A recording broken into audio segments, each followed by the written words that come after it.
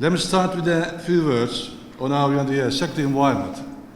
As you are all aware, today we live in a more unstable global security environment than ever before. This unpredictable environment poses challenges to the traditional rules-based security order that we are used to. We are being tested by new hybrid threats in addition to conventional ones. In addition to the threat of terrorism, we faced risks such as extremist ideologies, failed states, frozen conflicts, mass and irregular migration, and the climate change. Even terrorist organizations are exploiting this disorderly state of affairs, trying to become actors, proxies in the international arena. Some of our allies consider them as partners. This is very unfortunate and goes against the spirit, unity, cohesion, and the solidarity of the alliance. This is unacceptable for us indeed. Emerging and disruptive technologies such as artificial intelligence, nanotechnology, and the autonomous systems also need to be considered in this new security environment. A particular area of competition is information technology. Nowadays, every little gadget in our pocket is both producing and collecting massive amounts of data. The availability of such massive data and the computing power forces us to review our traditional norms, procedures, and the structures. In other words, the quantum age of computing is coming into play. This presents both risks and opportunities. This technology remains a double-edged sword.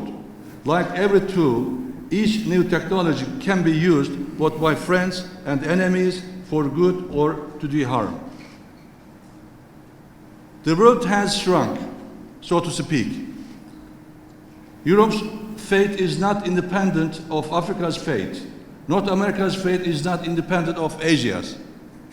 In this environment, any local crisis in one part of the world can easily become a global problem affecting all of us. Remember the butterfly effect, chaos theory. To confront all these challenges, we have no choice but to adapt our outlook, structures, forces, concepts, and the processes to enhance our resilience, stay on top of technology, and to look for innovative and cooperative solutions. It is becoming ever more evident that the post-World War II global order is failing to address today's challenges.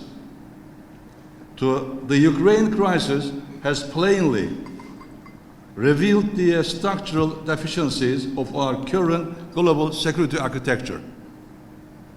Therefore, a new global security architecture that aims to promote peace rather than merely preserve the status quo is essential. Ladies and gentlemen, turning to Ukraine. First, I would like to underline that our support to Ukraine's sovereignty and the territorial integrity within its internationally recognized borders remains solid. We do not recognize the illegal annexation of Crimea. As President Erdogan, our president, has underlined, if the world had reacted firmly when Crimea was illegally annexed in 2014, we would not be in the position we are in today. Turkey rejects the Russian military attack very clearly. It's a grave violation of international law. The worsening humanitarian situation in Ukraine is very concerning. The targeting of innocent civilians is never acceptable under any circumstances. The conflict has now entered a new and maybe a more complex phase. Like other allies, we tried our utmost to prevent the Russian aggression. President Erdogan continues to talk with the leaders of Ukraine and Russia. Additionally, I am in contact with Minister Reznikov and the Minister Shoigu very periodically, very frequently. At the moment, our priority is to stop the enormous human suffering, the destruction of the environment, and to establish an immediate ceasefire or at least a humanitarian pause. Turkey's diplomatic efforts continue in this regard. As you know, we facilitated the talks in support of peace efforts during the Antalya Diplomacy Forum, and the delegations of both sides met here in Istanbul. In our contacts with both sides, we continue to urge for an immediate humanitarian ceasefire, de-escalation, and a diplomatic solution. Naturally, we also are contributing to all aspects of NATO preparations in response to the crisis. This includes increasing the readiness of our forces assigned to the NATO response force, facilitating overflights of Alliance fighter aircraft and the tankers through Turkish airspace to carry out NATO missions over Romania, Bulgaria, and elsewhere, as well as finalizing support to the new battle groups. We are keeping 8 F-16 at high readiness to scramble and they have an early warning AWACS aircraft in the air at all times. Currently, we are working closely with the United Nations, Ukraine and Russia to explore ways to open a safe corridor for the export of grain, as you know.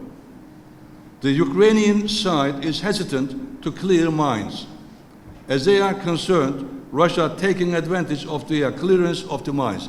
We, as Turkey, are working with both sides to find a feasible way forward.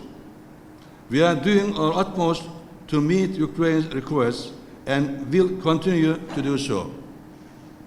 In fact, Turkey's humanitarian and the practical support to Ukraine began before the conflict started. It is ongoing in various different ways. While our deterrent and the defensive efforts in NATO continue, we should also be careful not to take steps that would further worsen or escalate the situation. This is very, very important. In order to sustain our assistance to Ukraine, preserving calm and stability in the Black Sea will be critical. As the country with the longest coastline, Turkey has always resolutely pursued a careful strategy in the Black Sea, as you all know, as you all monitor. By acting prudently, we can avoid turning the Black Sea into an arena for strategic competition. As Turkey, we believe that the current delicate security balance in the Black Sea should be maintained by employing the principle of regional ownership. This is fundamental for stability and security in the region. In this regard, we recently organized a consultative meeting of regional defense ministers with Bulgaria, Georgia, Poland, Romania, and Ukraine. We were pleased to note that all ministers agreed on the importance of stability in the Black Sea and the Montreal Convention. So, as allies and partners, our aim should be to end the conflict as soon as possible. Otherwise, it might result in a longer and a more destructive war. In such a case, Ukraine and the Ukrainian people would be the ones to suffer the most. Now, taking this opportunity, I would like to recall the vital role of the Montreal Convention. As you know, this convention has long ensured balance and stability in the region. I sincerely believe the time-tested balance achieved by the convention must continue to be respected. This is to the benefit of all sides. Turkey has always implemented the convention carefully, responsibly, and impartially, and we will continue to do so in the future as well. Ladies and gentlemen, the importance of collective defense has become more critical and evident due to the current crisis in Ukraine. In this context, we firmly believe that NATO is as healthy and active as ever. And here I must add that Secretary General Stoltenberg once again has demonstrated great leadership during this crisis. He is the captain of the difficult times.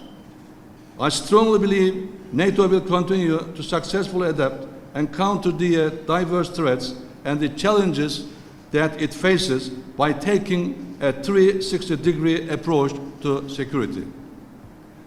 The new strategic concept must reaffirm the NATO-EU relations can be further deepened only on the basis of the agreed framework. On the other hand, for the strategic partnership between NATO and the EU to become a reality, the full involvement of all non-EU allies in the EU initiatives must also be ensured. For example, Turkey's participation in the PESCO military mobility project can be the first small step on this path. As a responsible and credible ally sharing NATO's values and principles, Turkey has always been a significant contributor to the three core tasks of NATO. With the second largest army in the alliance, Turkey is among the top 3 troop contributors to NATO's missions and operations, and is also among the top 8 financial contributors. With 9 brigades, we are the top contributor to NATO's defense planning pool. In January, Turkey handed over leadership of the VJTF mission to France. However, our land forces continue in their role of the initial follow-on forces group, with a notice to move in 7 days.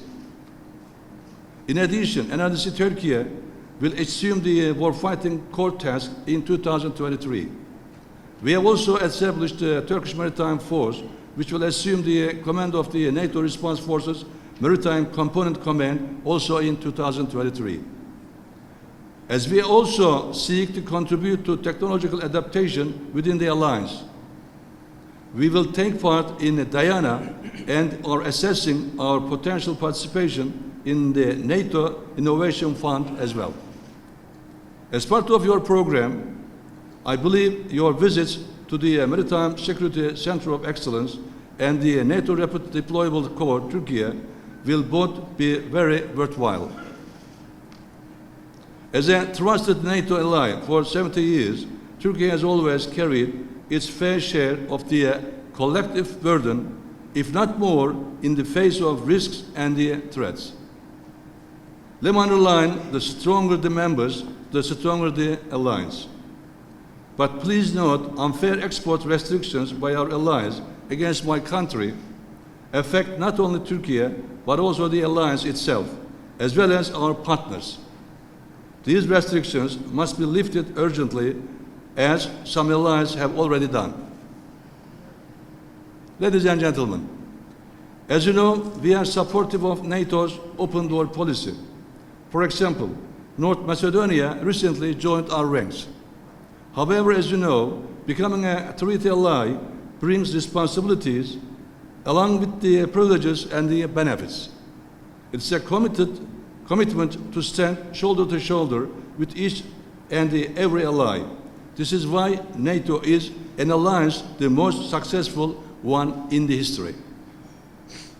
Acting in this spirit, we believe Finland and Sweden will better appreciate Turkey's legitimate security concerns with regard to terrorist organizations, especially the PKK, YPG, and the Gülenist terrorist organization, FETÖ, and take a robust stand against them in both words and actions.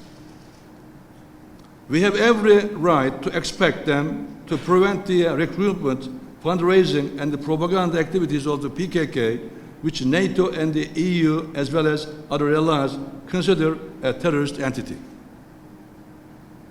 We should be vigilant against terrorism, which continues to be a major global threat.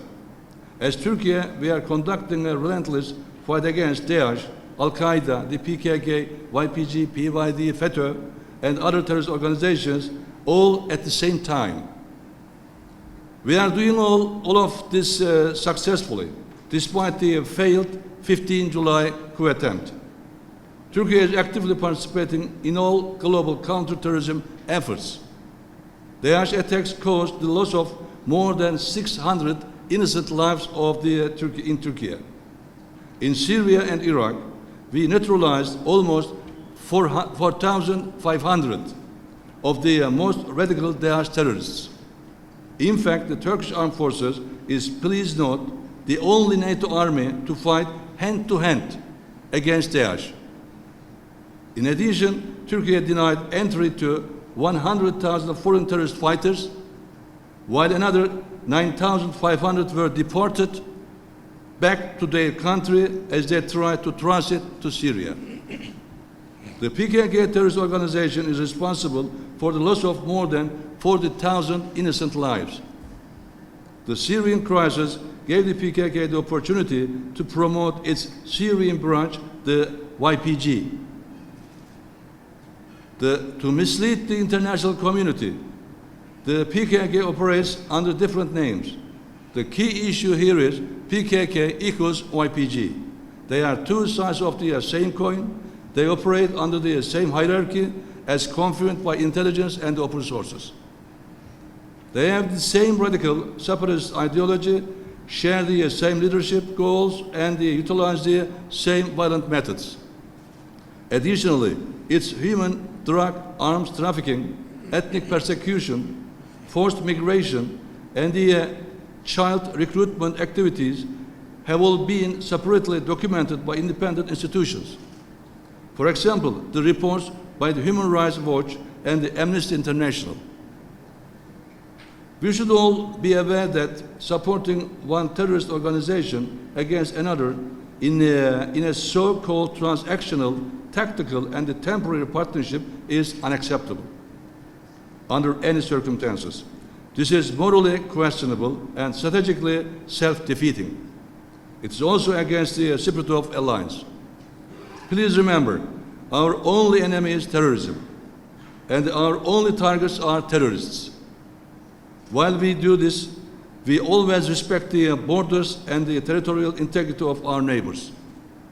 I must underline that we have no problem with either the Kurdish people or any other ethnicity.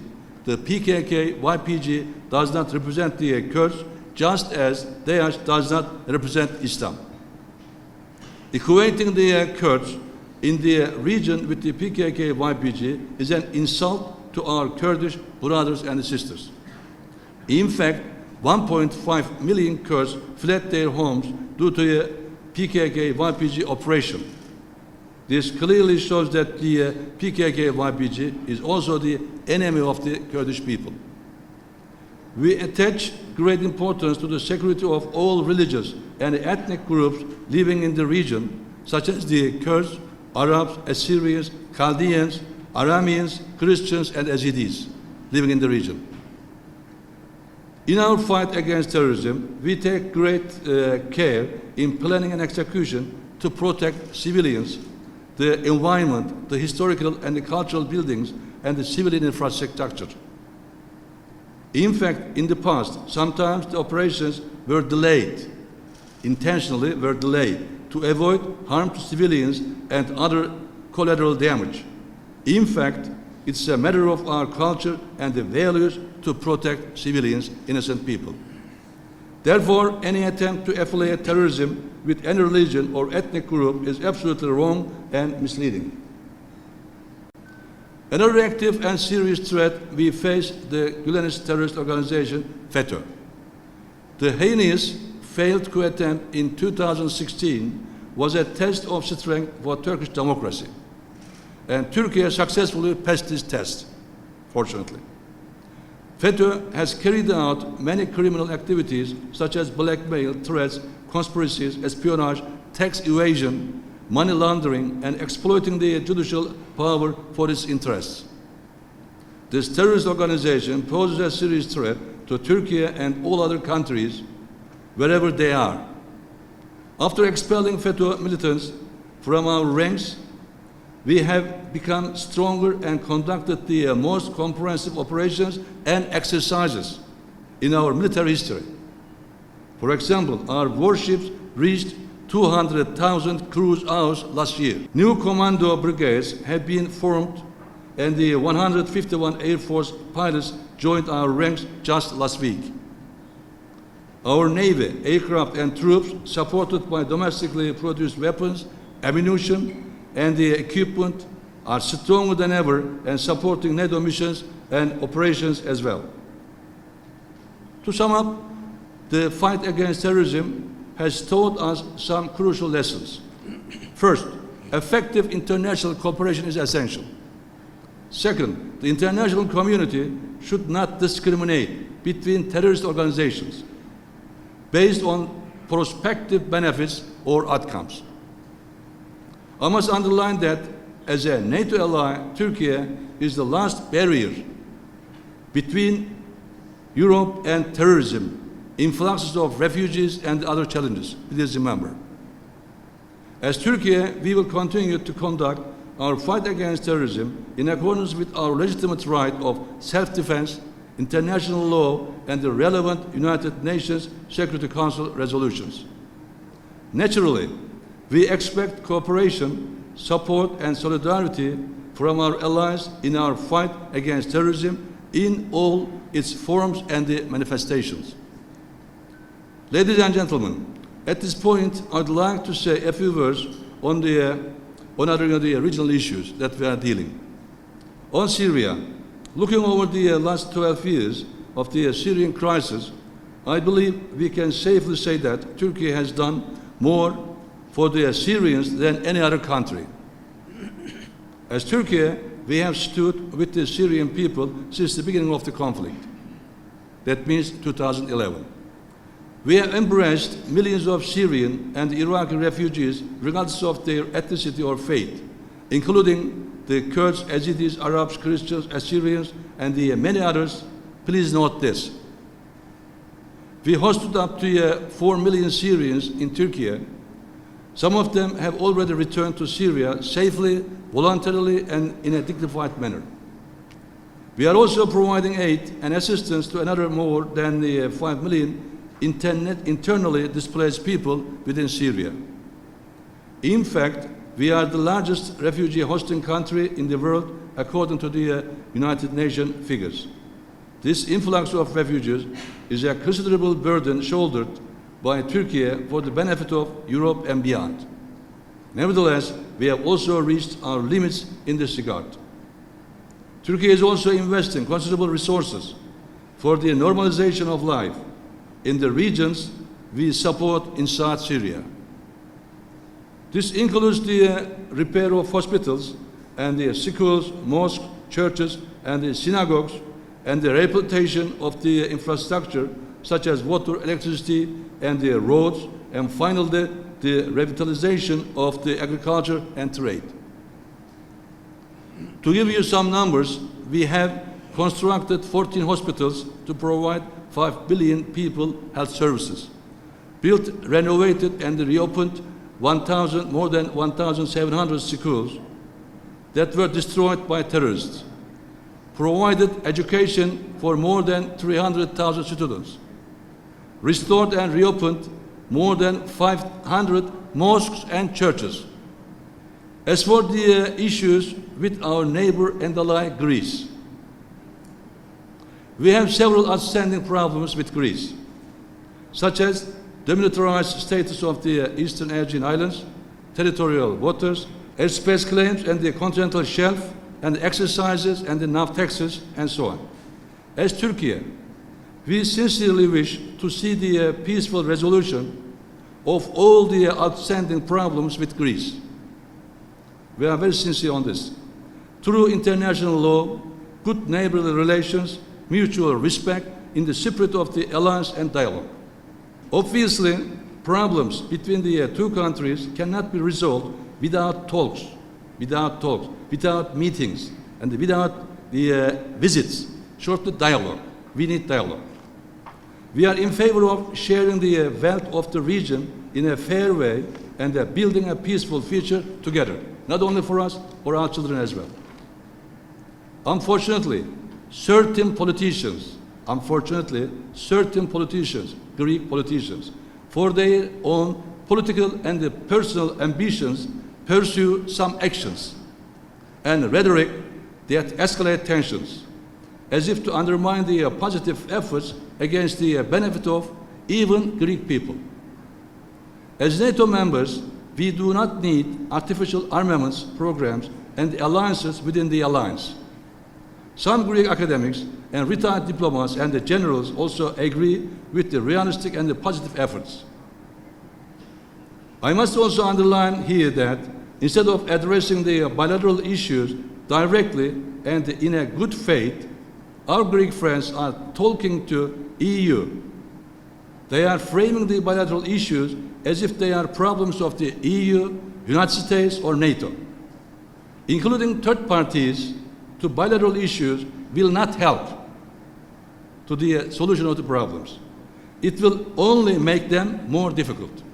In addition, regarding migration, as NATO members, we must uphold humanitarian values. We have never been irredentist or expansionist, never. Unlike some countries which have multiplied in size through history.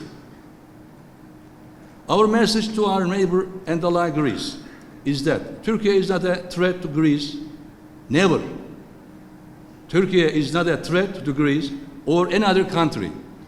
We have no aspirations or claims on anyone's lands and rights. On the contrary, Turkey is a reliable, strong, and credible ally.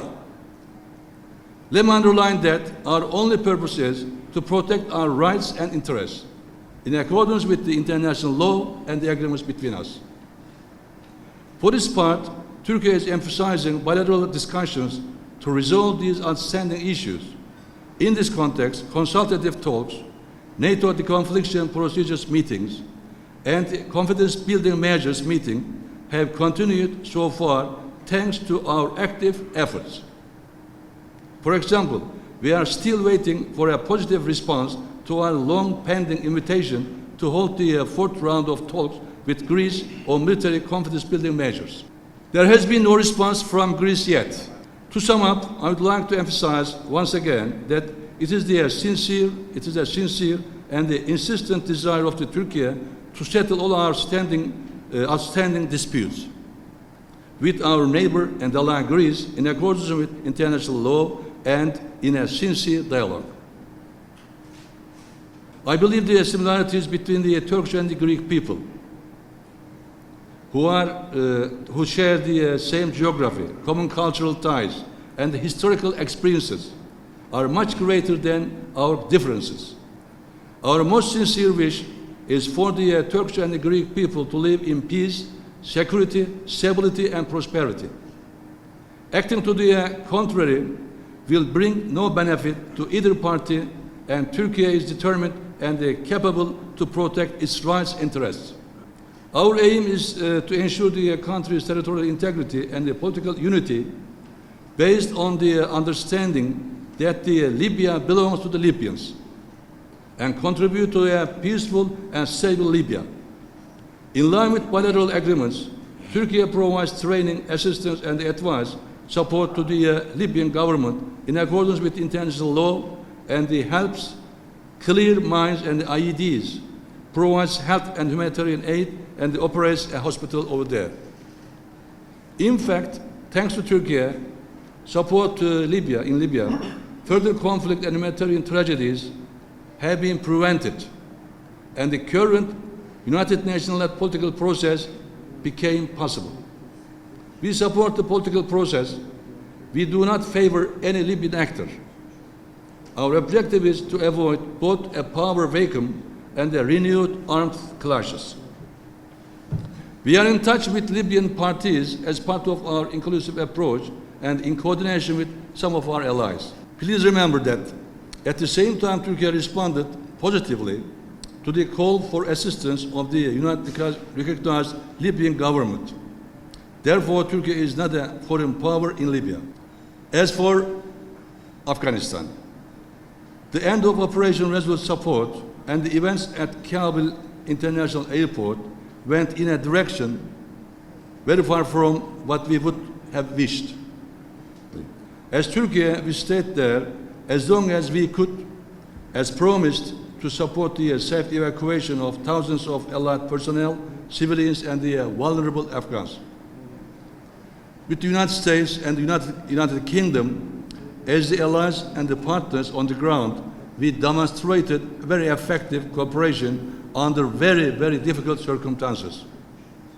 The military mission is now over, but it is critical that we draw the correct lessons and ensure the country does not once again become a source of terrorism. Finally, climate change is another common challenge, as you know very well. I am pleased to say that Turkey has completed the ratification process of the Paris Protocol last year.